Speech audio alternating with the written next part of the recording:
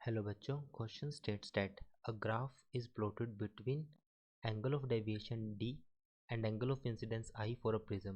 The nearly correct graph is, तो मुझे बताना है कि जो नियरली करेक्ट ग्राफ होगा वो क्या होगा। तो फर्स्ट क्वेश्चन का हम इसमें की कंसेप्ट देखते हैं।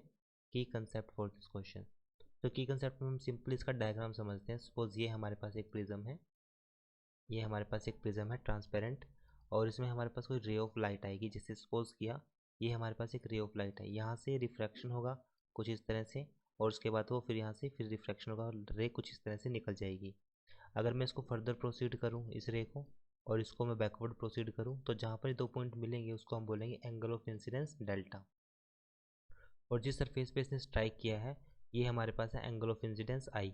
अब मिनिमम डेविएशन के केस में क्या होगा कि जो हमारे पास फॉर्मूला होगा mu that is equals to sine of A plus delta M divide by 2 divide by यहाँ पर आएगा साइन ऑफ ए बाय 2, ये हो जाएगा। So this deviation produced in path of light by a prism, it will depend upon angle of prism, material of prism and angle of incidence, ये इस पर depend करता है।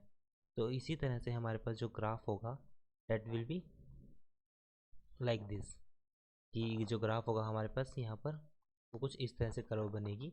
जहाँ पर अगर मैं फर्स्ट पॉइंट को, यहाँ पर फर्स्ट पॉइंट है हमारे पास जहाँ पर जब एंगल डेल्टा ऑफ डेविएशन था, तो हमारे पास यहाँ पर इस केस में एंगल ऑफ इंसिडेंस I2 था।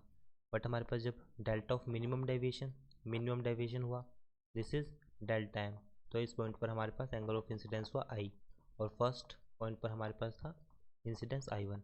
सो this is graph between angle of incidence I and deviation. So it is our answer. So right answer जो होगा हमारे पास वो होगा हमारे पास option number first. I hope solution is understandable. Thank you.